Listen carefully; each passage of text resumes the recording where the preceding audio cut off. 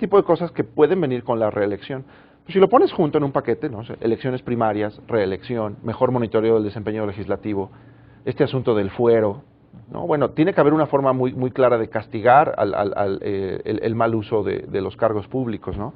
Porque delegárselo a la ciudadanía, bueno, el 40% de la ciudadanía no tiene ganas de votar y más de la mitad no tiene ganas de informarse de política. Entonces, si tú quieres que ellos castiguen a los legisladores ineptos, no es un mecanismo muy fuerte. Entonces, ciertamente, yo creo que la reelección está en la lista, es prioritaria en la lista de reformas, pero sí tiene que ir acompañada de otra serie de cosas. Ahora, a raíz de las elecciones del 2 de julio se ha hablado mucho de la reforma electoral.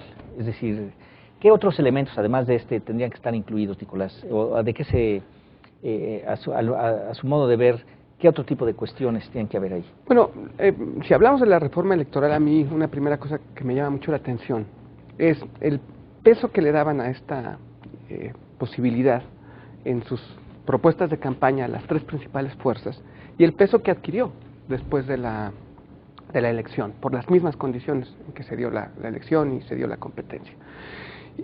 Y creo que esto lo que nos demuestra es que la posición que jueguen los que entran a la competencia electoral es clave en la legitimación o en la confianza en las instituciones. En este momento me parece que lo que el propio resultado y la propia circunstancia política nos está planteando son problemas que quizá no se previeron o no estaban planteados en las plataformas hace 6 meses.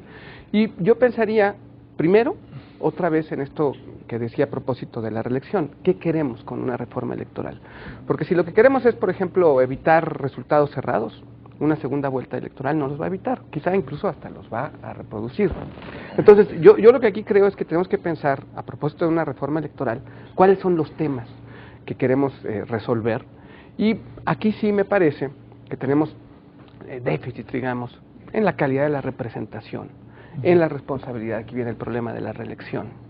Yo no diría que tanto en la autonomía de las autoridades electorales, pero por ejemplo sí en la cuestión de la fuerza de las dirigencias partidarias, el gasto de los partidos, la fiscalización del gasto de los partidos, ¿no? Un poco esto que ha pasado también con todos los organismos autónomos que hemos generado, es que por su propia definición han quedado como en una suerte de limbo de la fiscalización.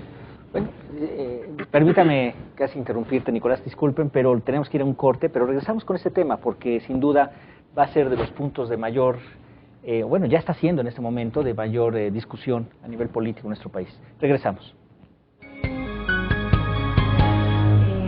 El proceso de descentralización de gasto ha hecho que vivamos ahora o hayamos despertado de un sueño en donde decíamos que lo que se necesitaba para fortalecer a los estados es que el dinero se les fuera a ellos y que ellos fueran los encargados de administrarlo.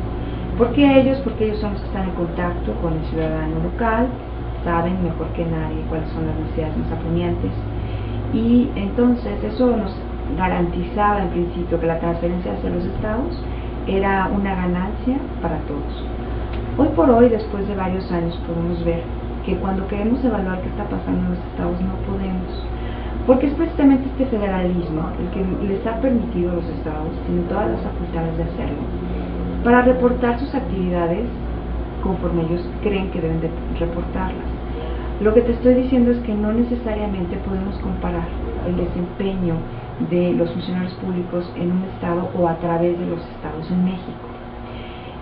Entonces, en el debate se ha puesto sobre la mesa el punto de homogeneizar las cuentas públicas de los estados, es decir, que nos digan cuánto llegó y en qué se lo gastaron, para que todos podamos de alguna forma entender y comprender qué está pasando.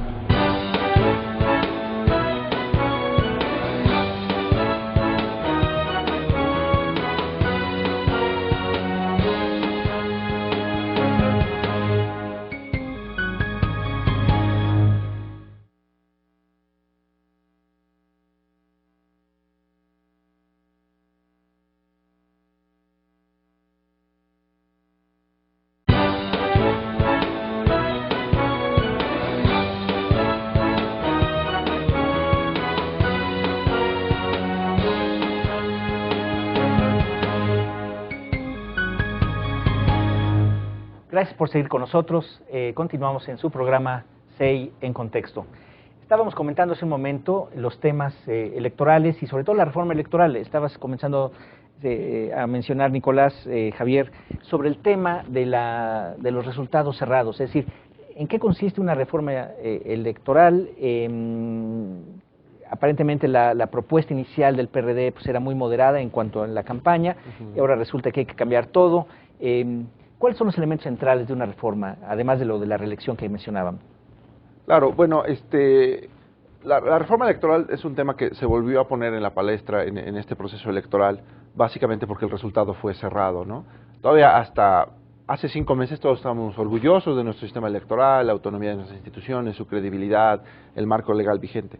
Ahora, los analistas que ven esto más a detalle llevan varios años tratando de decir, mira, el COFIPE ya está mal por aquí, le falta esto, le falta lo otro. Hay una serie de inercias en el sistema de financiamiento a partidos, por ejemplo, la fiscalización de los partidos, que es el COFIPE que tenemos ya desde hace 10 años. Es un sistema electoral que nos funcionó muy bien, quizá para la transición democrática, por así decirlo, llegar a la alternancia, si tú quieres, pero que ya en un entorno más competitivo ya empieza a mostrar sus resquebrajamientos, ¿no? ¿Qué hacemos con el financiamiento, con las elecciones primarias, con las campañas negativas y demás? Bueno, eso claramente no podía estar en la mente del legislador de hace 10 años, que lo que buscaba era darle espacio a un sistema fuerte de partidos políticos, ¿no? Ahora, aparte de los problemas, entonces, ¿qué es lo que sale hoy a la vista? Bueno, el asunto de una elección cerrada. En realidad, en ciencia política no sabemos bien qué es bueno.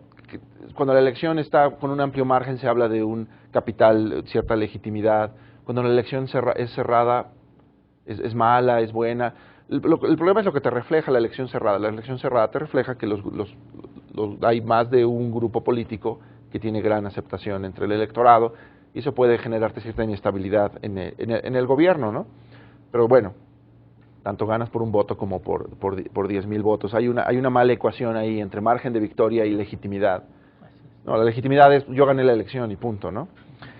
Ahora, hay algo difícil en la reforma electoral que tenemos que tomar en cuenta. Ciertamente la elección fue cerrada y hay muchas voces que hablan de que nos urge la reforma electoral, desde la gran reforma que nos vuelve parlamentarios hasta la reforma chiquita que simplemente le quita dinero a los partidos, ¿no? O que hace que Televisa pague las campañas, los spots.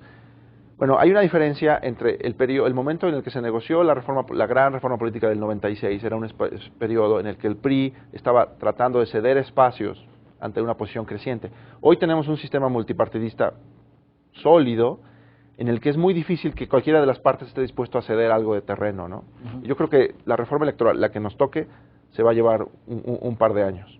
Ahorita está de moda porque, bueno, la elección fue muy cerrada y se habla de todos estos temas. Ahora ya descubrimos que hay errores en la organización de las elecciones y no los queremos. Pero yo siento que el balance de poder que hoy tenemos va a ser más difícil la reforma electoral. Entonces, o quizás más bien nos vayamos por una cirugía menor, ¿no, Nicolás? Quizás. Yo creo que es muy difícil pronosticar qué va a pasar, pero ordenaría, digamos, los temas de la reforma en 2 rubros. Creo que hay un aspecto en donde hay coincidencias, que se puede resolver por cirugía menor o por una gran reforma, que es gastos de partidos, tiempo de campañas. Y cuestiones del diseño actual, que me parece que son aceptables a futuro para todos los actores, el estatuto del IFE, en fin. Quizá, seguramente, si hubiera una reforma grande, pues se renovará el cuadro de consejeros, en fin. Pero hay otro punto que me parece que yo separaría, que tiene que ver con el problema de la comunicación y de la publicidad política, de las campañas propiamente, ¿no? y su aspecto mediático, en donde me parece que el problema que vamos a enfrentar, allí en particular, aunque en realidad en toda la reforma, es la claridad que tengan los actores acerca de lo que quieren producir. Y aquí pienso tan solo en la posibilidad de reformas, que también podrían ser cirugía menor o estar en una gran reforma, que regulen, que le cedan o no a la autoridad electoral la regulación, la compra, la contratación, la fiscalización del contenido de los spots y de las comunicaciones de campaña, o irnos por una alternativa más bien muy liberal, en donde sea el propio electorado quien juzgue. Entonces, a mí me parece que aquí el problema es qué queremos producir con la reforma. Y aplica para todo, pero en particular yo estoy pensando en uno de los temas en que seguramente va a haber mucha inquietud, mucho interés y cambios, es en